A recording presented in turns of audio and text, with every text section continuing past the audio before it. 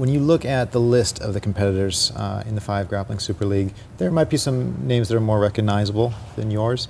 Would you call yourself a dark horse? I don't like to think of it like that. I figure I got invited to this tournament, I deserve to be there, so I'm going to go and show everything that I can do. I don't like to think of myself as a dark horse or as somebody who isn't favored to win, because that's just not positive thinking.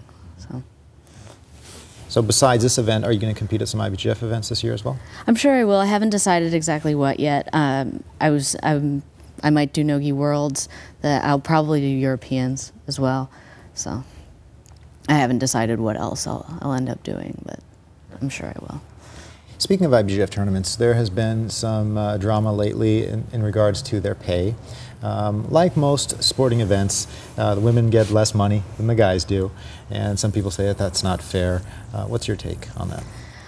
I feel that when women and men have the same number of competitors in their brackets, they deserve equal pay.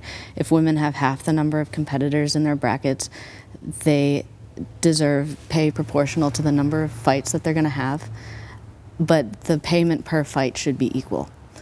I feel that sometimes in IBJJF or whatever events, we have a hard time filling a 16-person bracket, and it's not fair to the men either for them to be paid the same as an 8-person bracket. I feel that the cost per fight should be the same, the amount per fight should be the same, but women tend to have fewer competitors in their brackets. You're having fewer fights. That's the equality goes both ways. What do you think is the secret to getting more women involved in jiu-jitsu? I think that you probably won't. Women will either be interested or they won't be interested. If they're interested, then you need to provide a safe environment for them to train in and a welcoming environment for them to train in. But most people in general don't want to do jiu-jitsu. It's sweaty, it's painful, it's kind of gross. So most women are not going to want to be involved in that. Most people aren't going to want to be involved in that. So it's just, you just have to provide an environment that welcomes women who do want to train, who are interested in training, and give them a place where they feel safe to train. Once you do that, then they'll talk to people, they'll spread the word, they'll be able to find other women that share similar interests. But it's a niche sport. Not everybody's going to want to be involved in it, and I think that that's okay. Let's take a step aside for a moment. You mentioned that you spent some years in Asia. Yes. Where exactly were you? First I was in Cambodia, Thailand, and Vietnam. I spent about 4 months there in Southeast Asia. Then I moved to China. I spent about 9 months in mainland China, in central China. And then I spent about 2 years in Hong Kong. Wow, some of my favorite places. Yeah, I love Hong Kong. What were you doing in those areas? I got my teaching certificate in Cambodia, and then I traveled around. I was doing some volunteer work, and then I moved to China where I taught English, and then I moved to Hong Kong where I also taught English. Right. Of all those places you've been, I've spent some time in all those areas and had a great time there, but mainland China, as you know, can be pretty challenging. I'm sure you have some stories of some troubles that you had there. It's a tough place. What were some of the most difficult or embarrassing moments that you had? Luckily, I speak pretty good Chinese, so I didn't have a problem with the language, but I think that just the biggest thing about China is that it's just dirty.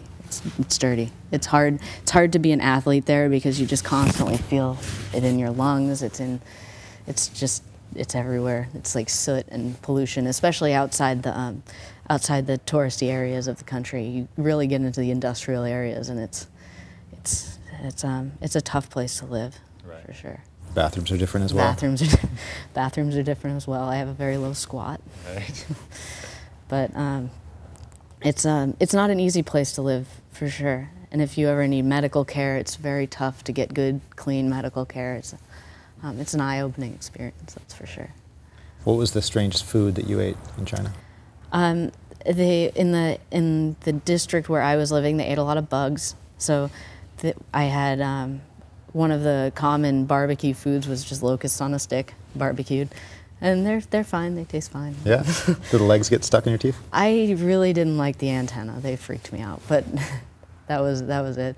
They don't taste bad. They just, the legs and the antenna freaked me out. But it's a good source of protein, right? Yeah, that's what I hear. I'm sure it's safer than some of the other meat available. At least you could tell what it was. It was a locust at one point. So. Do you have plans to go back to Asia, maybe to teach or to train or anything? I hope so. I hope I can go back. I'd really like to go back to Hong Kong. Some of my best friends are in Hong Kong, and I love the city. It's an amazing place. Cool.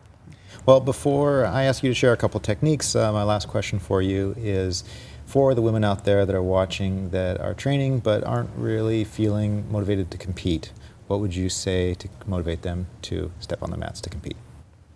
I think that competing teaches you a lot about yourself and your jiu-jitsu, and I think that if you can compete and control yourself and manage your nervousness and your anxieties when you compete, then everything else in life kind of comes a lot easier. The stress from work, the stress from real life, it's not as acute as the stress that you feel when you step on a competition mat. And if you can learn to manage your stress in competition, your anxiety in the rest of your life is going to be much more manageable.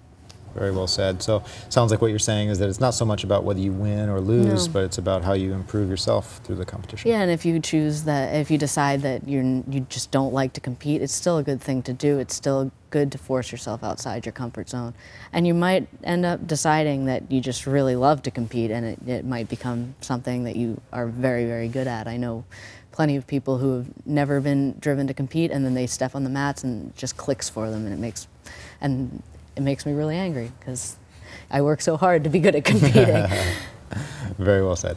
All right, where can people find out about you if they want to see more about you online? I have a blog. It's ChelseaBJJ.com. You can find me on Facebook, Instagram. My Instagram is Chelsea _Lee. Awesome. Let's get to the techniques then. See you guys in just a moment.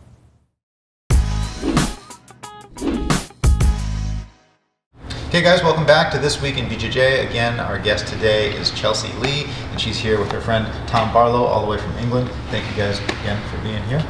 And Chelsea, what are you going to show us today? I'm going to do some crazy dog passing. Crazy dog passing. I like the name. Let's see it. So this is a pass from Reverse De La Riva. Sometimes I have problems when I'm trying to pass Reverse De La Riva because they're working with their foot on my hip, or sometimes because they're working with the lasso here. Commonly I end up in the lasso, and I don't like to back up because sometimes I feel like they can break my posture down. So instead of backing up to drag the leg, I'm gonna work with what he's giving me here. I work with the collar grip, and I pull him in with the collar grip. If I can get him to curl up, that's even better. And then you can see I'm gonna grab the pants right here at the knee and go knuckles down. So I'm pulling in on the collar and I'm pushing down on the knee, and I'm gonna tripod up and I'm gonna drop my head right under his chin. If I can get my head right under his chin and I can get this good pressure, it's gonna be really hard for him to do anything at this point, and I can move to the side. So once I'm in this tripod position, I can stretch him out and move right to side control. So again, go into the left. So grab the knee. If you're having trouble getting the knee, you can use your knee to pick it up, or you can pick it up with your hand. If I already have this collar grip, I like to use my knee to pick his knee up so that I don't have to let go of the collar. So then we're just gonna do, essentially it's just a knee cut. Dropping your knee and sliding down the shin, and drop your head into the pocket in his neck at the same time. And he should be really uncomfortable here. He shouldn't be able to really do anything with his legs or with his upper body. It should be really hard to breathe, and it should be hard to move. So then he should just kind of accept me coming into the leg drag or coming into side control here. How's that head and the neck feel, Tom? It's horrible. I don't think I could even talk. So sometimes when this happens, I miss the head and the neck. That's my favorite position to get into, with my head under his chin. Sometimes I miss it. He's curled up, and I miss I miss dropping my head. And he's gonna go and he's gonna invert. And from here, I kneel down on his leg. You can kneel on his face too, which is sometimes good.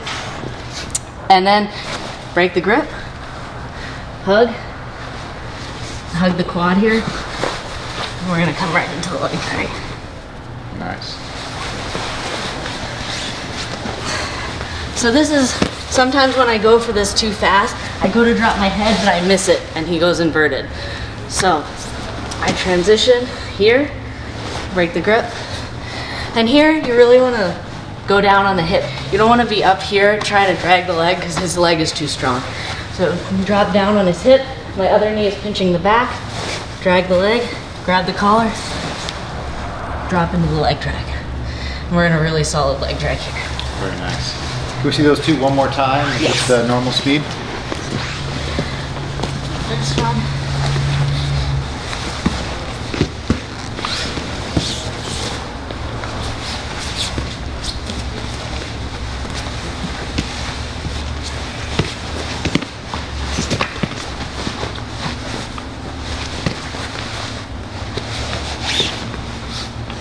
Very nice.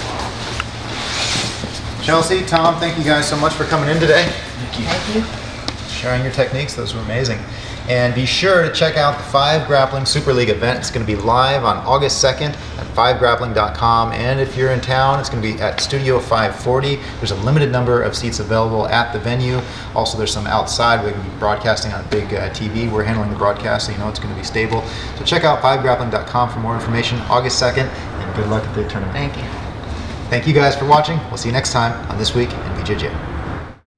Welcome back. Hope you enjoyed the interview with Chelsea Lee, and be sure to check her out at the 5 Grappling Super League. That is this weekend, August 2nd at Studio 540. Live pay-per-view is available on 5grappling.com. It's going to start at 2 o'clock Pacific time.